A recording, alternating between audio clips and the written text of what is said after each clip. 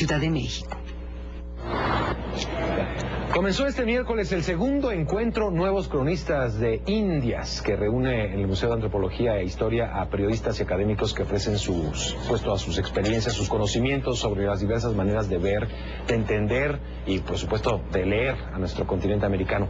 Uno de los periodistas y cronistas participantes me acompaña esta noche, Cristian Alarcón, editor de la revista en internet Anfibia, que será presentada mañana jueves. Cristian, pues, emigró a la Argentina desde muy joven. Eres chileno, en realidad. Sí, en Chile, sí. Pero también mexicano por adopción. Me gustaría pedir una nacionalidad en cualquier momento. En cualquier momento se te dará, sin duda, con mucha gratitud.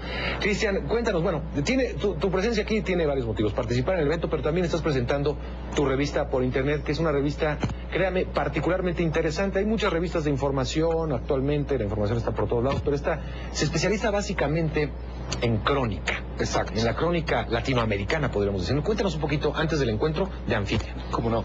Bueno, Anfibia es un experimento que nace en una universidad argentina, la Universidad de San Martín, una universidad pública, gratuita, nacional, que está en las afueras de la ciudad de Buenos Aires, en un lugar bastante complejo, en lo que llamamos el conurbano.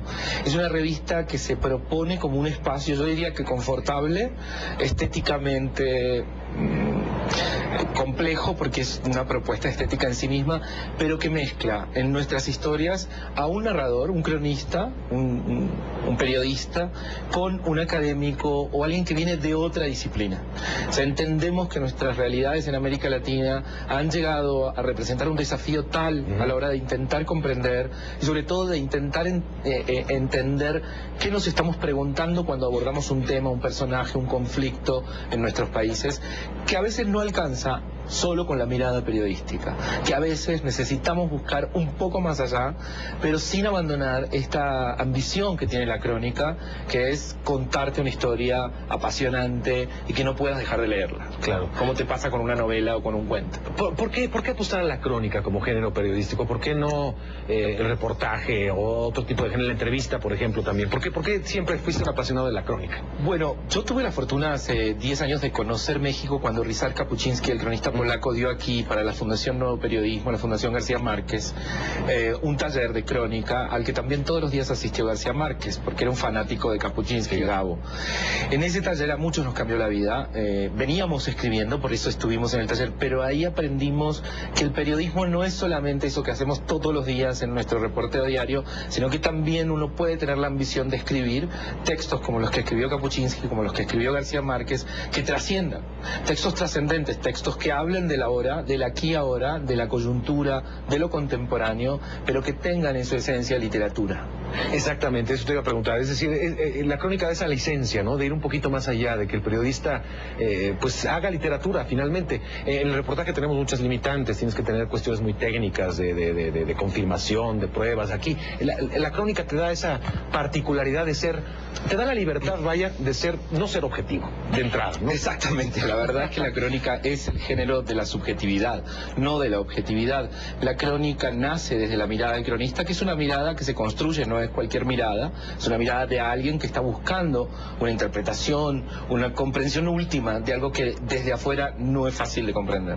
¿Qué hacer ante una realidad como la que estamos viviendo? Estábamos contando toda esta tarde a nuestros televidentes, por ejemplo, lo que pasa con la muerte de Heriberto Lascano. Hay el hombre más fuerte de los Zetas, roban el cuerpo. Vaya, es una historia de novela. Lo único que falta ahí es un enredo de amoroso, es lo único que faltaba para que sea ¿cómo superar?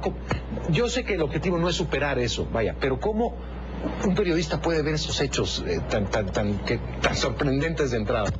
Bueno, México es, yo creo que una cantera, una especie de mina interminable de historias, no solo por el narcotráfico. Yo creo que en México se dan muchísimas situaciones que el narcotráfico quizás opaca ciertas otras zonas de la realidad mexicana, pero hay grandes cronistas en México, hay quienes están reporteando el narcotráfico, no solamente desde la crónica diaria, sino desde la escritura de libros, de relatos de largo aliento. Elena Poniatowska, esta mañana, en el encuentro organizado por la Fundación Nuevo Periodismo, leyó un texto maravilloso en el que se plantea varias cuestiones, sobre todo la misión de la crónica en función de darle esto que se habló mucho en los 60 y los 70, la voz a los que no tienen voz, pero sobre todo de iluminar ciertas zonas.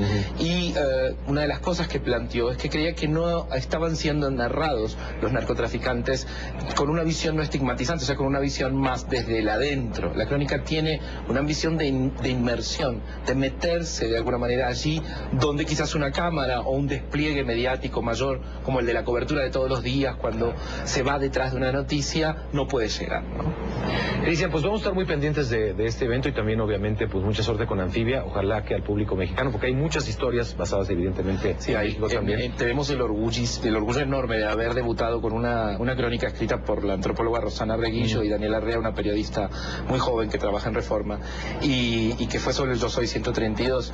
Llegamos a México con esa historia, una historia contada desde adentro del movimiento de los estudiantes, y nuestras visitas se quintuplicaron ese día y al día siguiente porque México nos abrazó y nos sentimos muy bienvenidos. Adoptados por México. Muchas gracias, Cristian, por estar aquí con nosotros. Gracias a vos. Nos veremos Muchísimas pronto. gracias. Hasta pronto.